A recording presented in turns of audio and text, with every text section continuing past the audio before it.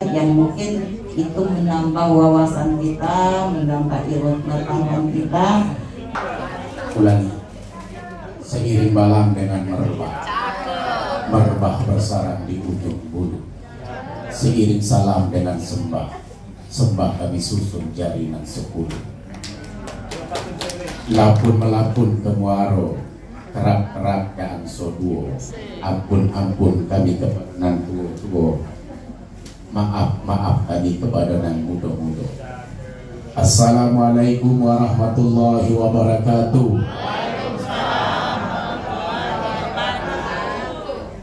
Kalau pergi ke muara iman, jangan lupa langsung ke Kerinci. Jawablah salam dengan semangat supaya kita diberkahi. Assalamualaikum warahmatullahi wabarakatuh.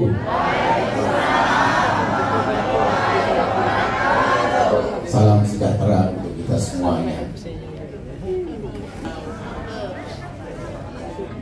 Kalau dimakan enak rasanya. Melihat wajah Bapak Ibu pada siang hari ini, sudah terlihat terpancar cahaya-cahaya surga. Amin. Alhamdulillahirabbil alamin. Alhamdulillahillazi ja'alal 'aidin wal faizin al maqbulin wa ja'alallahu rahmatan lil alamin. Rabbi israh li sadri wa yassir li amri wahlul 'uqdatam min lisani yafqahu qawli. Yang sama kita hormati dan banggakan dan muliakan Kepala Dinas Kesehatan Ibu Hajah Ida Yulianti Erna MKes.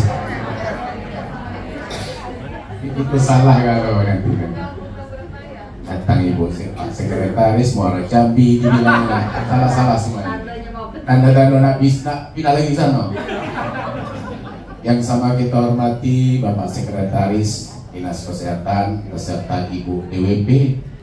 Ya, alhamdulillah hadir bersama kita semuanya. Bapak Ibu Kabid dan Kasubid, para direktur Rumah Sakit Haji Abdul Manaf atau mewakili Direktur Rumah Sakit Abdurrahman Sayuti, alhamdulillah hadir bersama kita. Seluruh kepala puskesmas Sekota Jambi, UPTD, dan juga kepala Labkesda Kota Jambi, alhamdulillah hadir, dan seluruh staf, karyawan Dinas Kesehatan yang dimuliakan oleh Allah Subhanahu wa taala. Jadwal kita itu sebenarnya jam 11 kita mulai. Ibu Kati sudah masuk ruangan ini, tapi tetap masih sepi. Biarkan bela sepi. Kakek jam 12 naik dewe.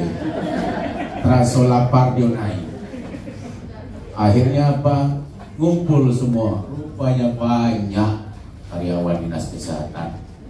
Baru sekali ini saya hadir di OPD, banyaklah Dinas Kesehatan dibandingkan dengan OPD yang lain.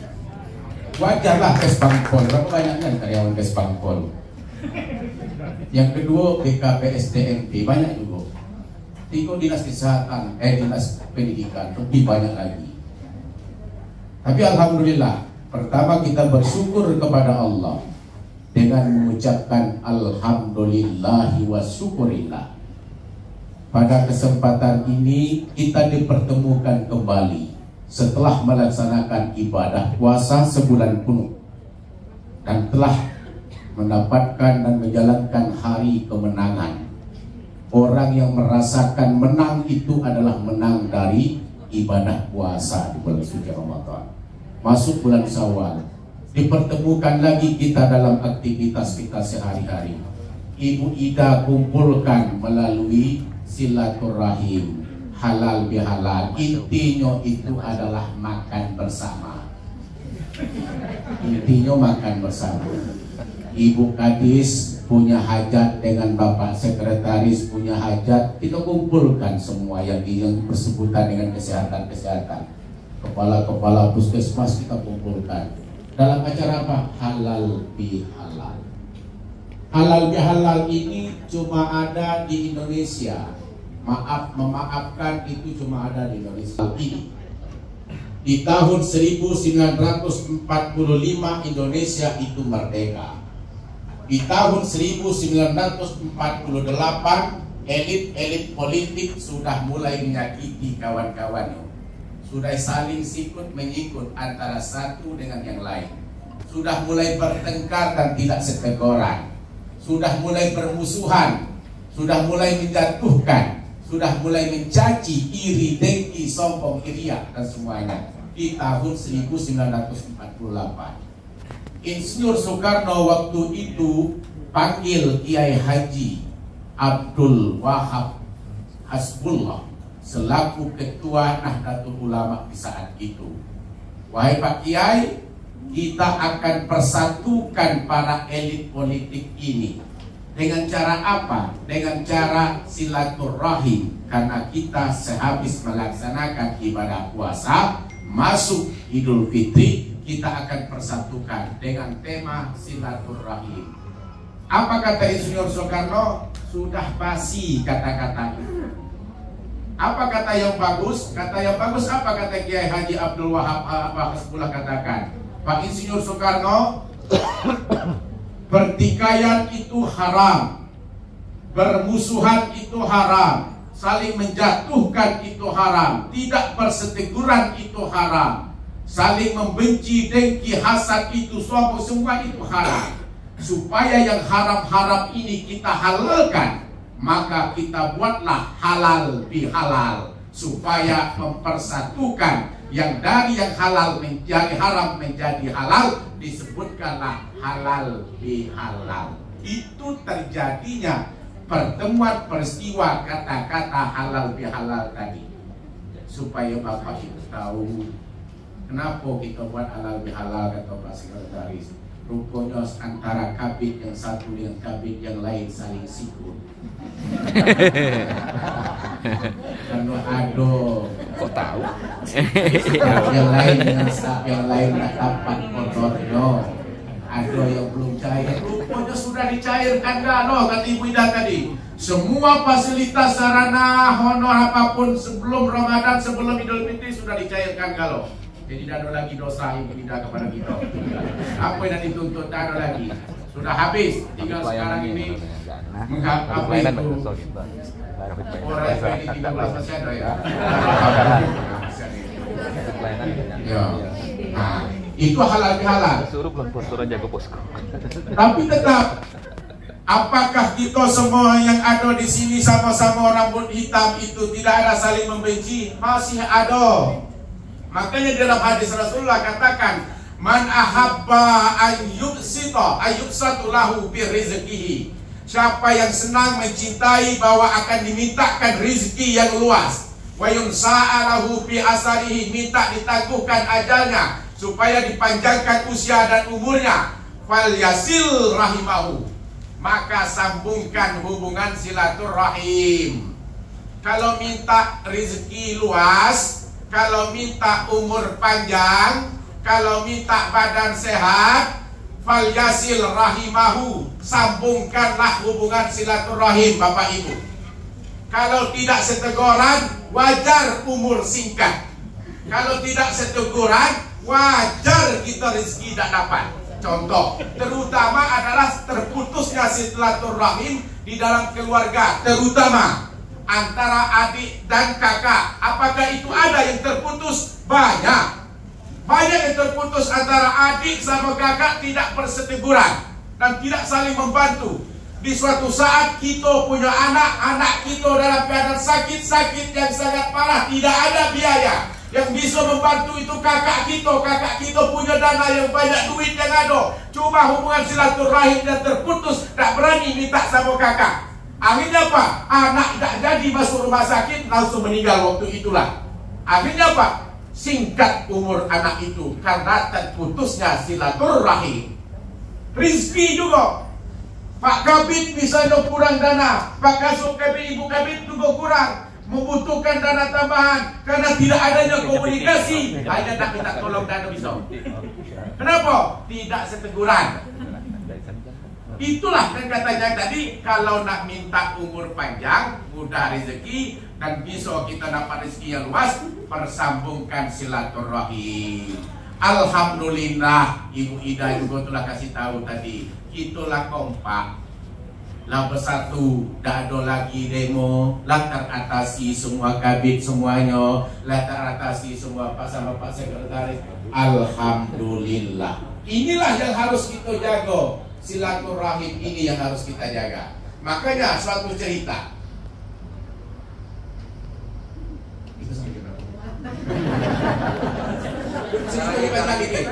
Sudah cerita ini saya stop ya.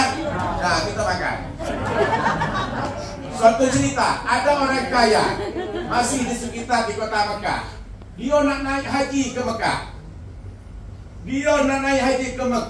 Dia punya seorang yang sangat amanah yang dipercayakan sama orang kaya ini. Disampai, wahai fulan, orang yang dititipkan amanah ini adalah orang yang rajin sholat, orang yang gemar bersedekah, orang yang soleh. Wahai fulan, saya mau naik haji ke Mekah. Sebelum saya berangkat naik haji ke Mekah, saya titipkan uang 10 dinar kepada engkau. Nanti apabila saya sudah pulang naik haji, uang 10 dinar ini akan saya ambilkan kepada engkau nanti. Ini dititipkan kepada orang yang amanah. Setelah dia titipkan, dia berangkat haji. Setelah dia balik dari haji, pas nak ngambil titipan itu, si fulan tadilah meninggal. Kemana dia nak ambil duit 10 dinar tadi titipan itu? Ahli waris tak tahu sedikit pun kemana ditaruh uang titipan. Di suatu ketika, di malam hari, dia cari orang alim di Mekah itu. Wahai orang alim, saya ini nitip 10 dinar kepada saudara saya yang sangat amanah waktu hidupnya. Uang itu saya titipkan setelah saya pulang haji. Waktu saya balik dari haji, mau saya ambil titipan itu, si fulan itu telah meninggal dunia. Kemana saya akan cari titipan tersebut? Apa kata orang alim? Wahai orang kaya, di pertengahan malam nanti, kamu datangkanlah ke sumur Zam-Zam di kota Mekah itu. Bibir sumur Zam-Zam itu kamu panggilkan nama si fulan tadi. Kalau dia dipanggil, dia langsung muncul, berarti si fulan itu hidupnya di dalam surganya Allah. Akhirnya di pertengahan malam, orang kaya itu berangkat ke sumur Zam-Zam. Di bibir sumur Zam-Zam itu dipanggil, wahai fulan. 3 kali dia manggil, tak muncul juga si fulan tadi. Akhirnya apa? Menghadap lagi orang kaya kepada orang alim tadi. Wahai orang alim, saya sudah panggilkan di sumur Zam-Zam waktu itu. Si fulan itu tak ada, tak muncul-muncul, saya panggil 3 kali. Berarti kata orang alim, bukan di surga tempatnya yang kamu bilang orang yang amanah dipercaya tadi. Lalu bagaimana? Nanti malam, di pertengahan malam, kamu berangkat ke Yaman. Di Yaman itu ada bibir sumur Barhut namanya. Itu adalah neraka jahanam. Dipanggilkanlah fulan itu di situ. Kalau dipanggil berarti dia muncul, berarti yang kamu bilang amanah tadi ada di situ. Berangkatlah si kaya itu ke sumur Barhut di kota Yaman.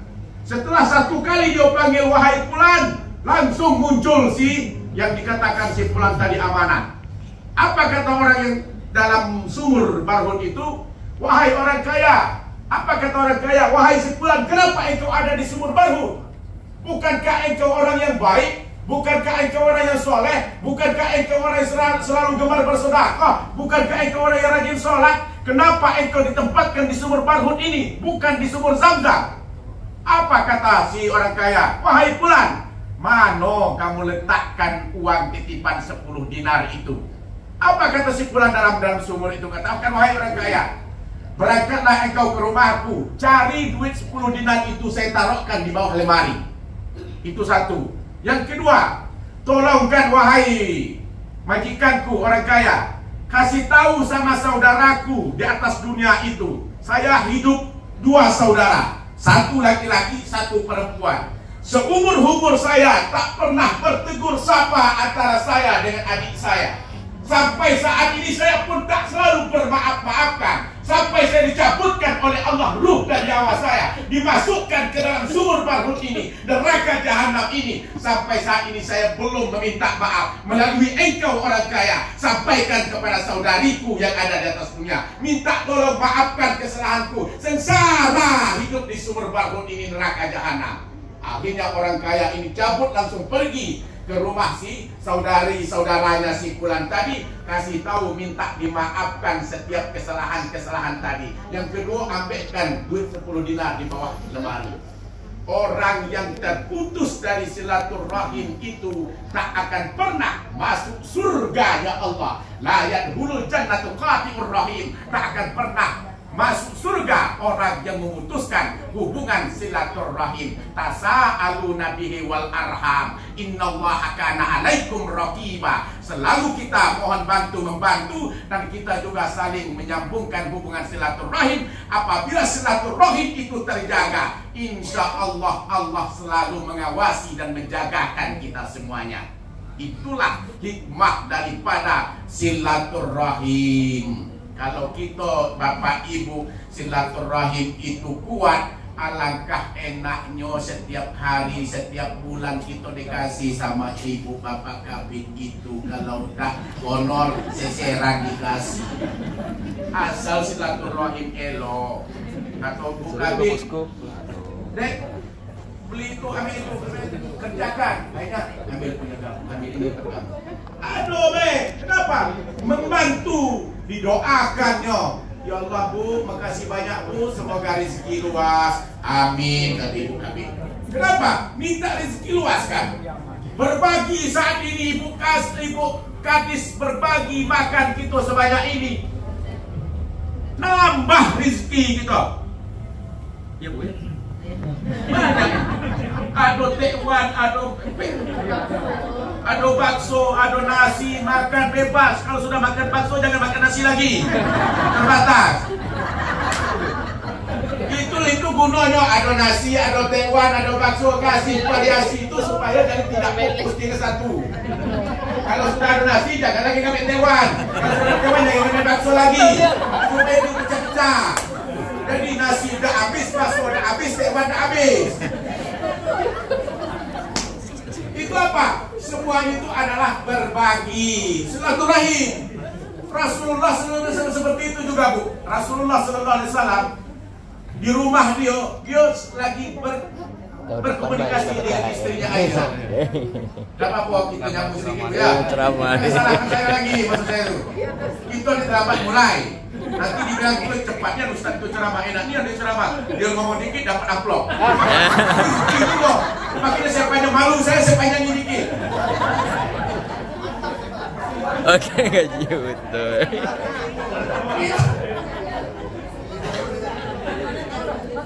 Rasulullah SAW lagi ngobrol dengan istri Aisyah di rumah. Datang si pengemis, tutup pintu. Assalamualaikum ya Rasulullah, saya ini fakir miskin, saya ini seorang pengemis, 3 hari saya tidak makan. Kira-kira Rasulullah ada tak makanan yang bisa diberikan kepada saya belum makan? Apa kata Rasulullah? Tidak ada makanan di rumah. Wahai istriku Aisyah, coba ambil baju hari raya, ambilkan baju saya yang paling baik, bersih dan suci, berikan kepada seorang pengemis itu. Aisyah ambilkan bajunya Rasulullah yang bagus, bersih, suci, dikasihnya kepada seorang pengemis.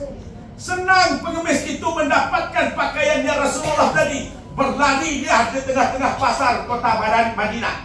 Di Masjid Nabawi itu samping itu kan pasar. Berlarilah si pengemis itu ke pasar kota Madinah. Wahai para masyarakat yang ada di pasar Madinah, saya mendapatkan pakaiannya Rasulullah Sallallahu Alaihi Wasallam. Barang siapa yang ingin membelikan pakaian ini akan saya jualkan dengan harga yang mahal. Waktu itu di kota, di pasar itu ada orang buta tua kaya punya budak pula. Punya sistem budak. Buta tua kaya punya budak. Wahai budakku, kata orang buta kaya tua, coba kamu lihat orang berkerumun di situ. Kayaknya ada seorang pengemis itu menjualkan pakaian ya Rasulullah. Belikan, berapapun harganya, belikan, kata orang tua buta kaya. Akhirnya si budak itu membelikan. Kalau kamu bisa membelikan, akan saya merdekakan engkau wahai budak. Berangkatlah si budak itu membelikan pakaian yang dijualkan si pengemis itu. Dapatlah dia membelinya dengan harga yang mahal. Setelah budak itu kembali, wahai majikan tua buta kaya, pakaian yang engkau beli, engkau suruh tadi sudah aku belikan dengan harga yang mahal. Sekarang inilah pakaiannya Rasulullah sallallahu alaihi wasallam.